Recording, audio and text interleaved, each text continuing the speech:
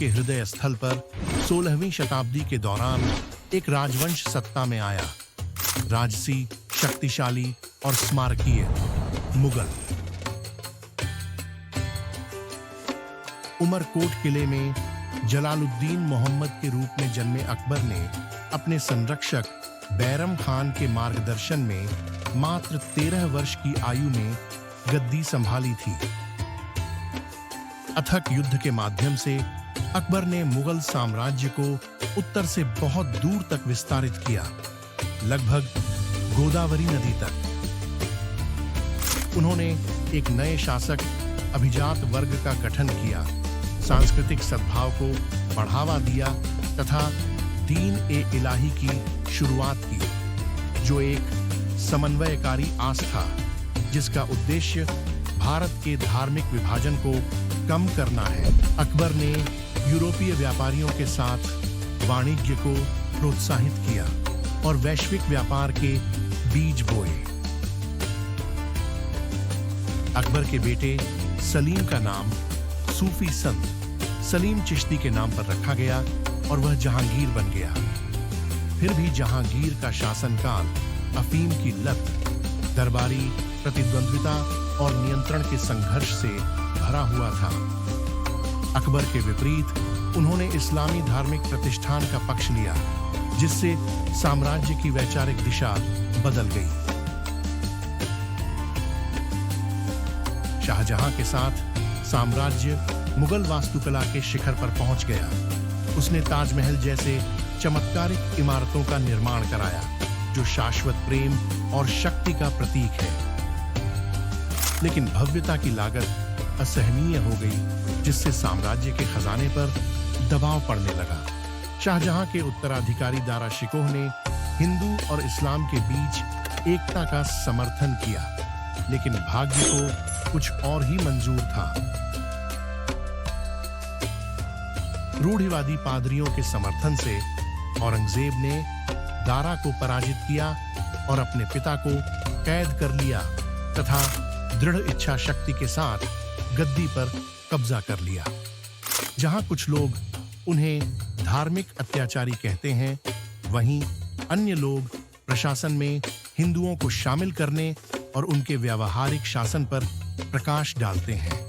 फिर भी उनकी दमनकारी नीतियों ने शिवाजी के नेतृत्व में उग्र मराठा प्रतिरोध को भड़का दिया, जिसने साम्राज्य की नींव हिला दी। औरंगजेब की मृत्यु के बाद कभी शक्तिशाली रहा मुगल साम्राज्य बिखरने लगा।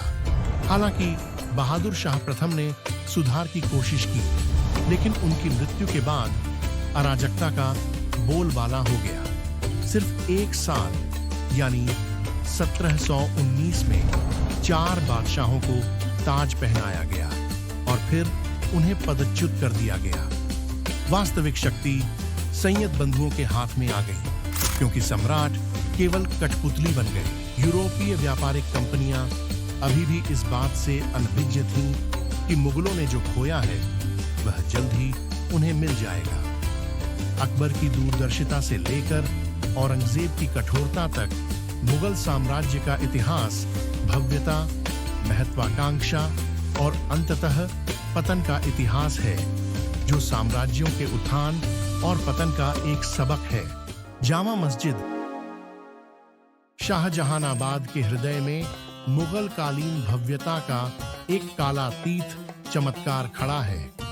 यह मस्जिद ए जहां नुमा है, वह मस्जिद जो दुनिया को दर्शाती है, जिसे आज जामा मस्जिद के नाम से जाना जाता है। मुगल बादशाह शाहजहां ने 1650 और 1656 के बीच अपनी राजधानी के सबसे ऊंचे स्थान पर जामा मस्जिद बनवाई थी। यह साम्राज्य की शाही मस्जिद बन गई, जो आस्था, शक्ति और कलात्मक महत्वाकांक्षा का प्रतीक बन गई। पूर्वी द्वार पर जाएं तो 3 मंजिला बलुआ पत्थर से बना प्रवेश द्वार है, जो कभी सम्राट के लिए आरक्षित था। आगे लाल बलुआ पत्थर से बना एक विशाल प्रांगण है। करीब 100 मीटर की चौड़ाई में फैले इस साहन में 25,000 श्रद्धालु बैठ सकते हैं। इसके केंद्र में वुजू के लिए एक सफेद संगमरमर का टैंक है।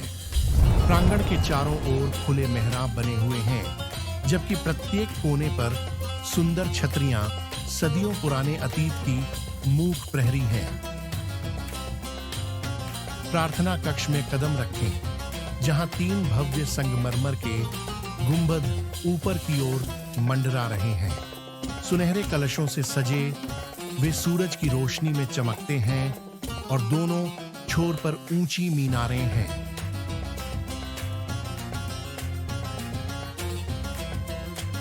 प्रत्येक मीनार 41 मीटर ऊंची है।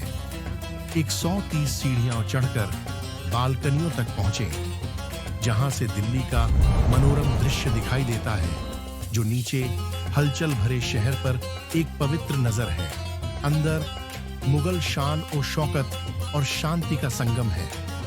फतेहपुर सीकरी और आगरा की पुरानी मस्जिदों से प्रेरित जामा मस्जिद अपने लाल बलुआ पत्थर के सामने चमकते सफेद संगमरमर के लहजे के साथ अलग ही नजर आती है। आक्रमणों, विद्रोहों और औपनिवेशिक शासन के बावजूद जामा मस्जिद सिर्फ एक इबादतगाह ही नहीं रही, यह राजनीति का मंच, प्रतिरोध की आवाज और एक जीवंत विरासत रही। आज भी जब अजान की आवाज इसके मेहराबों में गूंजती है, जामा मस्जिद युगों के बीच एक सेतु के रूप में खड़ी है।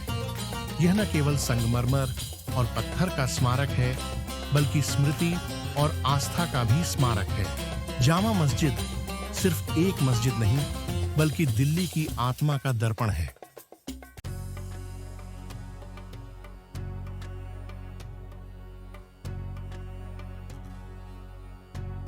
अगले एपिसोड के लिए बने रहें आपका मित्र रविंद्र कुमार गुप्ता, RKG।